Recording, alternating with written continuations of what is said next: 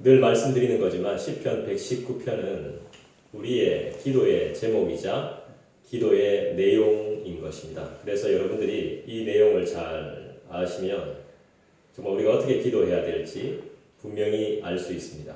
전부 다 기도의 내용들이죠. 나를 자유케 하여 주시옵소서. 그리 해주시면 내가 담대해질 수 있습니다. 나에게 말씀을 주소서. 나를 인도하여 주소서. 그리 하시면 내가 힘을 낼 수 있겠습니다. 거의 다 우리 이런 내용들이죠. 그렇죠? 주님 도와주십시오. 주님 지켜주십시오. 한 길 갈 수 있게 인도하여 주십시오. 이런 내용들이 전부 다 우리의 기도의 내용이 될 수 있는 것이죠. 기도의 제목들이 될 수 있는 것입니다. 시편 119편은 정말 좋습니다. 정말 좋죠. 반복이 되어줘도 좋습니다. 똑같은 내용이 나와도 좋아요. 목숨을 걸 만한 아깝지 않은 말씀인 것 같아요. 맞습니까? 목숨을 걸어도 아깝지 않을 만큼 귀한 말씀이죠. 하나님의 말씀은 나를 뜨겁게 합니다. 오늘도 이 말씀이 우리의 삶의 불씨가 되어지기를 간절히 소원합니다. 뜨거워지는 아주 기본이 되는 불씨. 그 불씨가 딱 우리에게 임했을 때, 우리 마음속에 임했을 때 막 아무도 감당할 수 없는, 그 누구도 나를 비방할 수 없는, 그 누구도 나를 회방할 수 없는 강력한 불이 임하기를 간절히 소원합니다. 오늘 말씀은 짧은 말씀이지만 진정한 우리 모두의 고백이 되기를, 기도의 제목이 되기를, 내용이 되기를 간절히 소원합니다. 41절 말씀 우리 한번 읽어봅시다. 같이 읽겠습니다. 시작. 여호와여 주의 말씀대로 주의 인자하심과 주의 구원을 내게 임하게 하소서. 전제가 깔려있죠.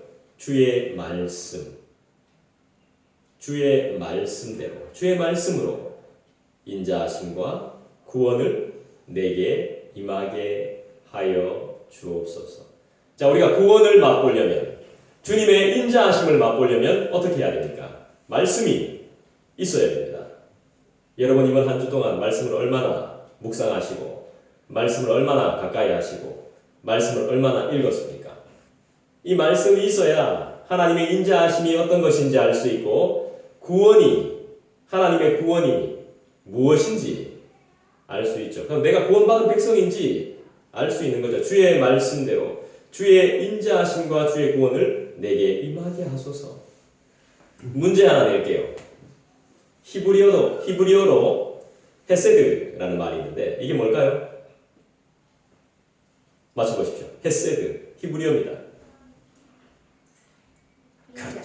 예? 아, 그렇죠. 맞습니다. 예. 인자하심. 오늘 나오죠? 41절 말씀. 주님의 인자하심. 우리는 주님의 인자하심이 필요해요. 그것도 어떤 인자하심? 풍성한, 아주 풍성한 인자. 그런 인자하심이 우리에게 필요합니다. 왜냐하면 우리가 관계 속에서 그런 것들을 경험해보지 못하기 때문에 하나님의 인자하심이 우리에게 너무너무 필요해요. 그죠? 구약 성경에서 이 우리 언약 백성을 결코 포기하지 않는 하나님, 그 인자하심이죠. 절대로 포기하지 않는 하나님. 구약만 그렇습니까? 지금 우리 시대에도 그렇죠. 지금 우리의 삶에서도 그렇습니다. 절대로 포기하지 않는 하나님, 주님의 인자하심이 우리 가운데 있다는 것이죠. 우리는 실수도 많이 하고 넘어지기도 많이 하고 죄도 많이 짓고 그렇지만 주님의 인자하심이 우리의 삶을 떠나지 않는 줄 믿습니다. 절대 포기하지 않는 하나님의 사랑을 나타내 주는 단어가 따라합시다. 헤세드. 주님의 인자하심이 되는 것이죠. 주님의 인자하심. 헤세드 하나님, 인자하신 하나님, 나를 오늘도 그 인자로 살게 하시고 나를 결코 포기하지 않는 하나님. 다른 사람들은 나를 포기한다 할지라도, 나를 멀리한다 할지라도, 나를 싫어한다 할지라도, 나를 욕한다 할지라도, 나를 비방한다 할지라도, 나의 하는 일을 회방한다 할지라도 절대 포기하지 않는 우리 헤세드 하시는 하나님. 이번 한 주간 이 말씀만 붙들고 살아도 우리는 승리할 수 있는 거예요. 할렐루야. 시인은, 이 시편 저자는 그가 믿고 있는 말씀대로 하나님께서 인자하심으로 그가 당하고 있는 고난을, 그가 당하고 있는 고통에서 구원하실 것을 믿고 고백하는 것이죠. 이 고백이 우리의 고백이 되기를 원해요. 내가 당하는 고통에서 주님이 반드시 구원하실 거라고. 내 생각대로 내가 안 해도 내 생각 같아서는 금방 때려쳐야 되지. 내 생각 같아서는 금방 그만둬야 되지만 하나님이 분명히 그의 인자하심으로 계획하심이 분명히 있을 것이고 그 계획하심 가운데 그 인자하심으로 나를 구원하실 것이다. 내가 알고 있는 하나님은 그런 분이시니까. 나에게 말씀하시는 분은 그런 분이시니까. 우리의 어려움, 말 못할 괴로움 정말 많습니다. 그죠? 누가 해결해 줄 수 있습니까? 그렇죠. 우리 하나님은 어떤 분이십니까? 그렇죠. 인자하신 하나님. 나를 구원해 주시는 하나님. 나는 어떤 존재죠? 하나님의 인자하심이 필요한 존재. 그 구원하심을 바라봐야 할 존재가 바로 나잖아요.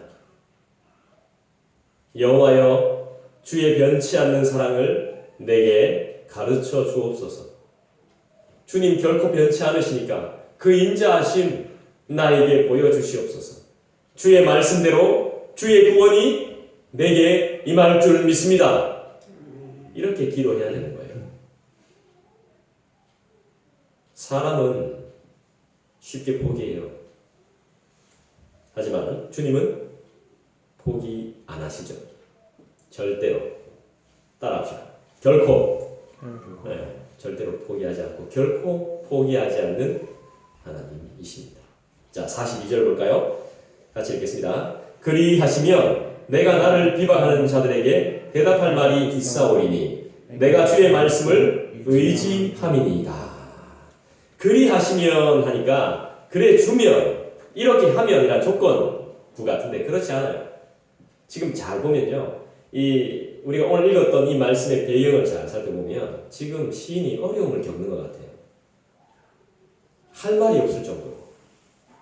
너무 나를 비방하니까, 나를 너무 모욕하니까 할 말이 없는 겁니다. 그리고 하나님까지도 비방하니까. 믿는 사람들끼리도 그러잖아요. 응? 믿는다 하면서 막 이렇게 비방하잖아요. 당신이 진짜 집사 맞습니까? 당신이 장로 맞습니까? 당신이 목사 맞습니까? 믿는 사람 맞습니까? 교회 다니는 사람 맞습니까? 하면서 비방하잖아요. 그런데 우리가 할 말이 없잖아요. 그죠? 그런 거죠. 내가 말할 수 있게 주님이 나의 말씀대로 인자하심과 구원을 내게 베풀어 주시면 내가 할 말이 생길 거란 말이죠. 내가 말할 수 있게.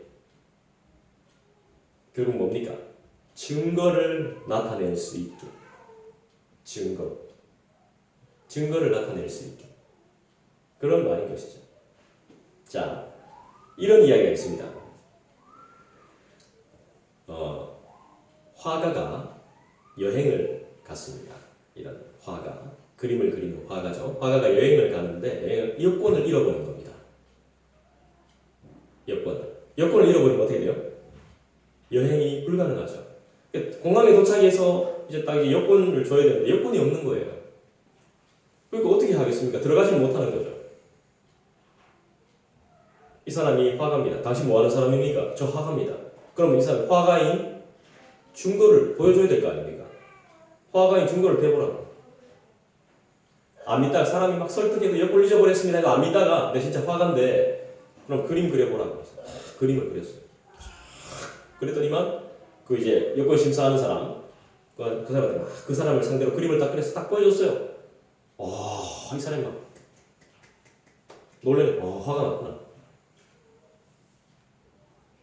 여러분은 그리스도인인데 그리스도인의 증거가 있으세요? 나 그리스도인입니다. 여러분 나 그리스도인이에요. 보여줄 증거 있습니까? 음악가는 노래로, 악기 연주로, 화가는 그림으로 보여준다면 우리는 어떤 증거를 가지고 있는 거예요? 십자가의 증거가 있어요? 할 말이 있어요? 나를 비방하는 사람에게 할 말이 있어요? 비방하는 사람 못 뛰게 입을 막아 놓을 수 있는 그런 증거가 있어요?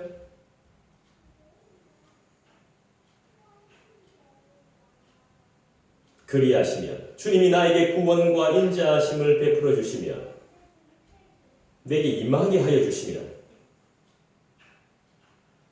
나를 비방하는 자들에게 대답할 말이 있겠습니다. 주님께서 나를 도와주시지 않는다면 나는 할 말이 없습니다. 주님 당신께서 나에게 힘을 주시지 않는다면 나는 힘을 낼 수가 없습니다. 주님 나에게 능력을 주시지 않는다면 나는 능력을 나타낼 수가 없습니다. 이 오늘 시편 저자는 자신을 향해서 하나님의 도우심을 받지 못한다고 또는 하나님을 향한 믿음을 가진 것을 어리석다고 비방하는 사람들, 믿음이 없다고, 어리석다고, 아직까지 하나님 믿고 있냐, 아직까지 교회 다니고 있냐, 이렇게 비방하는 자들에게 대답할 수 있도록, 증거를 보여줄 수 있도록 하나님께서 자신의 인생에 개입해 주실 것을 간절히 요청하는 거예요. 이런 기도 해본 적 있어요? 우리 이런 기도 해봅시다. 할렐루야. 주님 내 삶에 개입해 주세요. 그것도 강력하게, 절대로 누군가가 비방 못하게. 이런 욕심을 가져야죠. 이런 욕심을. 시인은 지금 원수들로부터 엄청난 박해를 당하고 있는 것 같아요. 엄청난 압박을 받고 있는 것 같습니다. 비방이 많았다는 걸 우리가 알 수 있죠. 그러한 힘든 상황 가운데서도 무엇만 의지합니까? 하나님의 말씀만 의지하고 있는 것이죠. 하나님의 개입만, 하나님의 임재하심만 의지하고 있는 거예요. 하나님만 붙들고 있는 겁니다, 지금. 이런 사람에게 하나님 복 안 주실까요? 주님, 그러면 내가 나를 비웃는 자들에게, 나를 비방하는 자들에게, 나를 모욕하는 자들에게, 나를 회방하는 자들에게 할 말이, 대답할 말이 생깁니다. 주님께서 은혜를 주시면. 그래서 나는 주님의 인자하심과 그 은혜가 너무너무 필요합니다. 주님. 그리고 나는 주의 말씀을 믿습니다. 이렇게 고백하는 거 아니겠습니까? 주님이 도와주셔야 말할 수 있고, 주님이 도와주셔야 이겨낼 수 있고, 주님이 도와주셔야 인내할 수 있습니다. 아멘. 43절 볼까요? 읽어보겠습니다. 진리의 말씀이 내 입에서 조금도 떠나지 말게 하소서. 내가 주의 규례를 바랐음이니이다. 보십시오. 끝까지 말씀이다. 말씀, 주님의 말씀. 그 말씀 때문에 내가 지금 고난을 겪고 있는데도 말씀을 달라고, 압제를 당하고 있는데도 그 말씀을 의지해서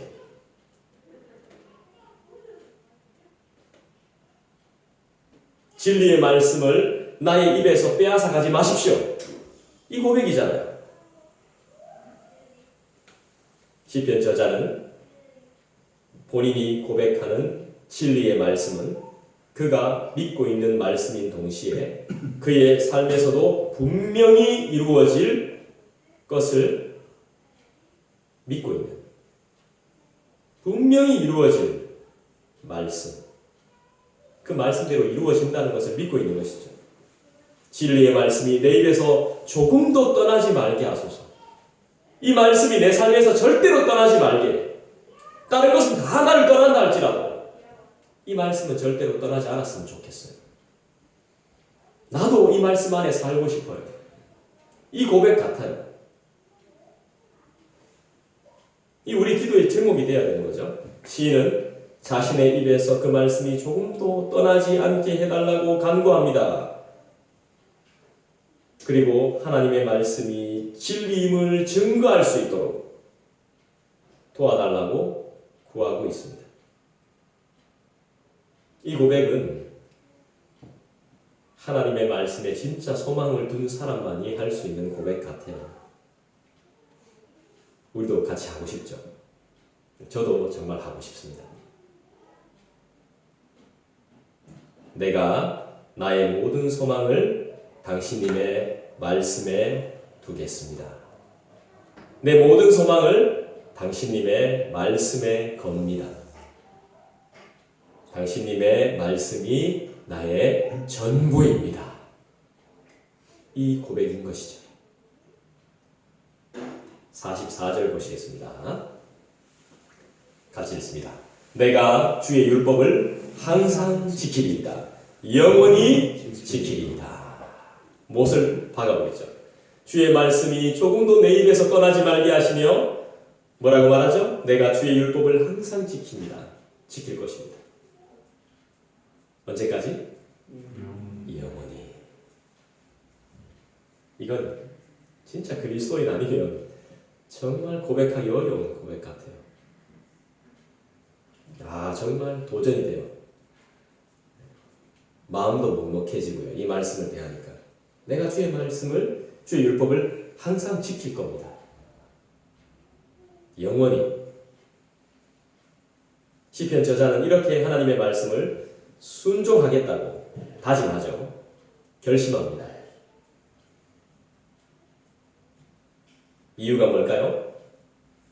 내가 믿고 있는 말씀이 반드시 내 삶 속에서 이루어질 것이기 때문에. 이유는, 영원히 지키겠다는 이유는 이 말씀이 내 삶 가운데 분명히 이루어질 것이기 때문에. 할렐루야!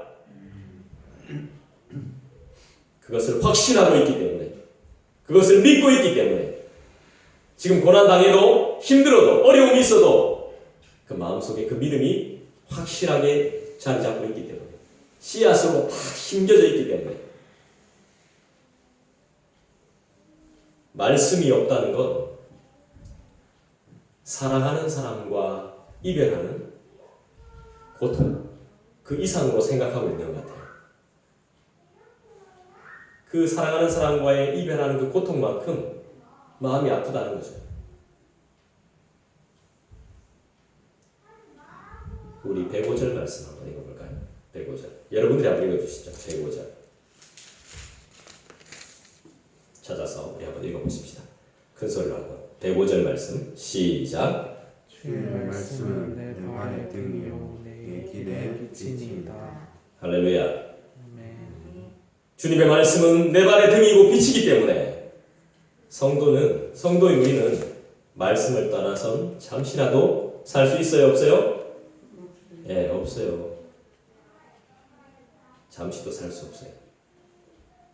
나는 언제나 주의 법을 지켜야 돼요. 그리고 지킬 거예요. 영원히. 그리고 순종할 거예요. 할렐루야. 45절 보십시다. 같이 읽겠습니다. 내가 주의 법도들을 구하여 싸우니 자유롭게 걸어갈 것이오며. 내가 주의 법도들을 구하여 싸우니 자유롭게 걸어갈 것이오며. 지금 자유롭지 못하겠죠. 이 시편 저자는, 이 시인은 지금 자유롭지 못할 거예요. 그렇지만 하나님의 말씀을 의지하고 주님의 인자하심이 임하고 구원이 나에게 임하며 자유롭게 걸어갈 거라고 믿어요. 그런 믿음이 우리에게도 있어지기를 소원해요. 그가 하나님의 말씀대로 행할 때 그를 막아설 어떤 방해물도, 어떤 장애물도 없을 것을 믿고 확신하고 걸어가고 있는 것이죠. 이게 바로 믿음의 발걸음이거든. 왜냐하면 하나님께서 성도의 길을 말씀대로 살도록 인도하실 것이기 때문에. 이 하나님이 주신 믿음을 이 사람이 가지고 있는 거예요. 이것이 흔들리지 않도록 계속 말씀을 의지하는 거예요. 하나님이 하시기 때문에 주님의 인도하심을 원한다면 주님을 더 의지하십시오. 그게 최선입니다. 다른 방법이 없습니다. 내가 자유롭게 걸어다닐 것입니다. 나를 자유케 해 주시옵소서.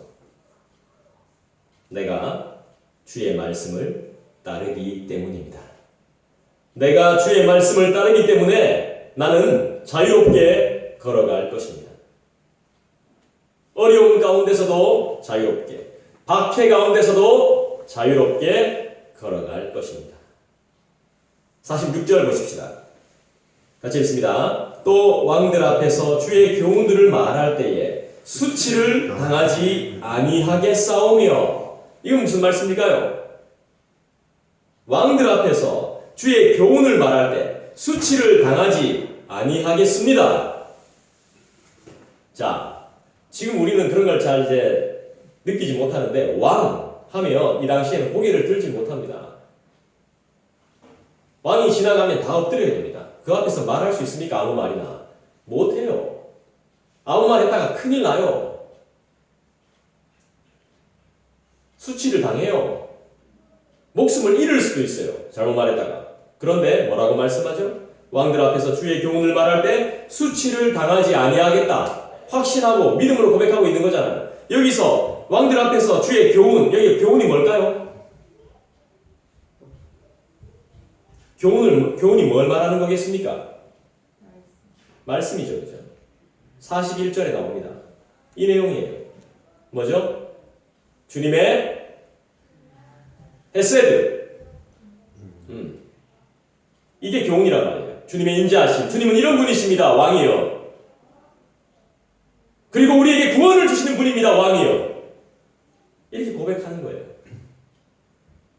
누군지는 잘 모르겠습니다만 어떤 나라에 어떤 신하 한 명이 정말 싸움을 잘합니다. 왕한테도 충성합니다. 이 사람이 그리스도인입니다. 그런데 왕과 나머지 이렇게 부하들은 그리스도인이 아니에요. 파티가 벌어졌습니다. 궁궐에. 막 이야기하는 겁니다. 이제 술이 좀 취하니까 자유롭게 막 이야기하는 거죠. 뭐 신이 있다 그래도 하나님이 있다 그래도 누가 내 왕권을 위협할 수 있겠으며 그리스도도 어떻게 못할 거다. 믿는 자들 별거 없더라 하면서 막 욕을 했습니다. 하나님 욕하고 그리스도인들 욕하고. 근데 그때 충성하는 부하 한 사람이 벌떡 일어났어요. 왕한테 그렇게 말 못해요. 이름도 모르게 네 글자인데 뭐던데. 실제 있었던 일인지는 모르겠지만 딱 일어나서 이렇게 고백합니다. 왕이요, 내가 왕 당신님께 충성하신 것을 알 겁니다. 내 목숨 바쳐서 전쟁했던 거 알 겁니다. 하지만 나는 오늘부로 이 내 직분을 내려놓고 하나님만 섬기겠습니다. 이 말 딱 했더니만 궁궐에 파티 분위기가 싹 할 거 아니에요. 어떤 사람이 이렇게도 직감했겠죠. 야, 쟤 죽었다 이제. 나 이제 그만할 겁니다. 내가 충성했으니까 나는 하나님만, 당신이 비웃는 하나님만 나는 최선을 다해 섬기겠습니다. 내 목숨을 살려주시고 나를 이때까지 인도하신, 예전부터 지금까지 나를 인도하시고 앞으로도 나의 삶을 인도하실 하나님만 의지하겠습니다 하고 그 자리를 떠났어요. 그때 무슨 일이 벌어졌을까요? 원래 같으면 저놈의 목을 쳐라 이래야 돼. 근데 갑자기 왕이 장군! 미안해요! 그래서 나를 용서해달라. 당신이 믿는 하나님을 욕했던 걸 용서해주고 내가 함부로 말했던 걸 용서해달라. 그 사람한테는, 그 장군한테는 그리스도를 믿는 증거가 확실하게 있었다는 거예요. 어설프게 흉내내면 안 돼요. 어설프게. 내가 믿음 좀 있다고, 말씀 좀 읽었다고, 기도 좀 했다고 해서 어설프게 달려들면 안 됩니다. 확실하게 있었던 거예요. 그러니까 왕이 무릎 꿇는 겁니다. 믿는 자 앞에. 왕 앞에서 어떻게 이런 이야기를 할 수 있습니까? 100% 수치당하고 100% 목숨이 위태할 수도 있는 거죠. 하나님께서 시인의 마음 가운데 하나님의 말씀에 대해서 주신 확신이 얼마나 큰지, 믿음이 너무 크니까 주체할 수 없으니까 왕 앞에서 담대하게 이야기하는 거죠. 왕 앞에서 이야기할 수 있다면 조폭 앞에서도 이야기할 수 있는 겁니다. 그 누구한테도 복음을 전할 수 있는 거예요. 그죠? 기업의 사장, 대통령, 장관, 할 것 없이 누구에게나 왕한테 이런 고백을 할 수 있다면 그 누구한테나 하나님의 살아계심, 주님의 인자하심, 주님의 구원하심을 말할 수 있는 것이죠. 그러기 위해서는 주의 교훈을 우리가 먼저 알아야 돼요. 주님의 인자하심을 우리가 경험해야 돼요. 주님의 살아계심을 우리가 알아야 돼요. 구원받은 백성으로서 부끄럽지 않게 살아야 돼요. 할렐루야. 지금 선언하고 있어요. 조금도 나를 위협하는 왕들 앞에서 절대로 조금도 위축됨이 없이 하나님의 말씀을 선포하겠습니다. 이렇게 고백하고 있는 거예요.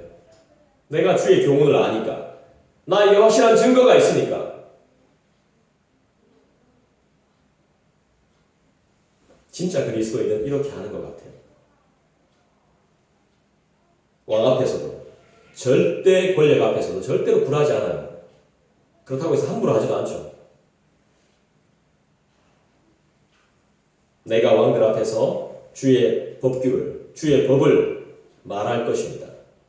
내가 그곳에서도 부끄러움을 당하지 않게 도와주옵소서. 하나님의 말씀을 내가 붙들고 있고 주님을 의지하는 증거가 있으니까 나는 부끄러움을 당하지 않을 것입니다. 지금부터 그렇게 하면 됩니다. 지금부터 이 교훈을, 주의 인자하심을, 주님의 구원을 알아가면 됩니다. 지금부터 늦지 않습니다. 늦었다고 생각할 때가 제일 빠릅니다. 47절 보십시다. 같이 읽습니다. 내가 사랑하는 주의 계명들을 스스로 즐거워하며. 사랑하니까 즐겁죠. 사랑 안 하면 괴롭습니다. 좋아하지 않으면 정말 힘듭니다. 사랑하니까 즐거운 것입니다. 내가 사랑하는 주의 계명들을 스스로 즐거워한다. 이렇게 고백하죠. 하나님께서 말씀 안에서 자유를 얻게 하시는 사람들의 특징이 있습니다. 말씀으로 자유를 누리는 사람들의 특징이 있습니다. 그분의 말씀을 행하기를 기뻐합니다. 그리고 말씀을 진정으로 사랑합니다. 그리고 말씀에 대한 확신을 가지고 있습니다. 그리고 그 말씀 안에서 진정한 자유를 누리게 합니다. 몇 가지입니까? 4가지죠. 다시 한번 이야기해 볼까요? 첫 번째 뭐라 그랬죠? 그분의 말씀을 행하기를 기뻐해요. 하나님의 말씀으로 즐거워하는 자들의 특징은 첫 번째가 뭐예요? 말씀을 행하는 것을 기뻐한다고요. 두 번째가 뭐예요? 말씀을 진정으로 사랑해요. 세 번째가 확신을 가지고 있어요. 말씀에 대한. 이 말씀이 나에게 반드시 이루어질 거라는 확신을 가지고 있어요. 마지막 4번째 뭐죠? 하나님께서 그 말씀을 통해서 우리를 자유하게 해요. 처음에 기쁘고, 두 번째 사랑하고, 확신을 가지고 자유케 하죠.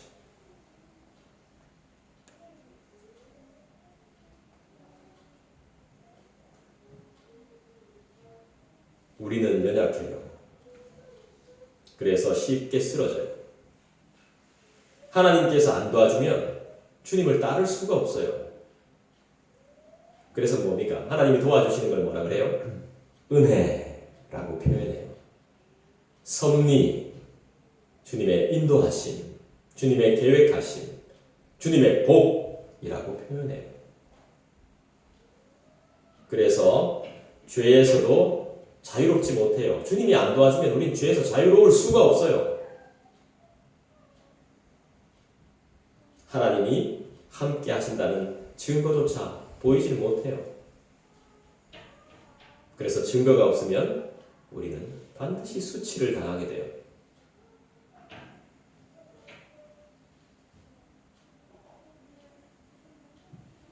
그래서 우린 주님의 명령을 기뻐하고 그것을 사랑해야 돼요. 근데 내가 기뻐하고 사랑할 수 있습니까? 하나님이 은혜를 주셔야 가능한 것이죠. 그래서 여러분들이 기도해야 돼요. 실질적으로. 그리고 말씀을 좀 읽어야 됩니다. 그 기쁨이 사라지지 않기 위해서 우리가 노력을 좀 해야 됩니다. 바쁘지만, 힘들지만 힘을 좀 내야 됩니다. 48절 보시죠. 어떻게 해야 되는지 가르쳐 줍니다. 48절이 그렇게 하려면 어떻게 해야 되는지, 승리하려면 어떻게 해야 되는지를 가르쳐 줘요. 48절 읽어볼까요? 여러분들이 한번 읽어보시죠. 시작. 또 내가 사랑하는 주의 계명들을 향하여 내 손을 들고 주의 율례들을 작은 소리로 읊조리리다. 자, 어떻게 해야 됩니까? 작은 소리로 읊조린다는 것은 읽어야 된다는 뜻이겠죠? 묵상을 해야 된다는 것입니다. 내가 읽어야 돼요. 묵상을 해야 돼요. 기억해야 돼요. 밤에 잘 때 잠 안 올 때 다른 생각하지 말고 그걸 좀 읽어요. 이거 생각을 해야 돼요. 그 말씀을 좀 생각을 해봐요. 주님의 인자하심, 햇셋, 주님의 구원. 이거 생각해봐요. 수치를 당하지 않게 하소서. 주여 도와주소서. 내가 계속 읊조려야 됩니다. 그리고 어떻게 해야 됩니까? 손을 들어야 돼요. 이 손을 든다는 표현은 여러 의미가 있어요. 성경에서. 이 손을 든다는 표현은 어떤 의미일까요? 복을 베풀 때 손을 듭니다. 이렇게. 축도하잖아요. 그렇죠? 네, 축복할 때 이 손을 들어요. 그 다음에 또 어떻게 해요? 어떨 때 손을 들까요? 그렇죠. 찬양할 때 손을 드는 이유가 내 모든 걸 그냥 포기하고 주님께 항복한다는 뜻입니다.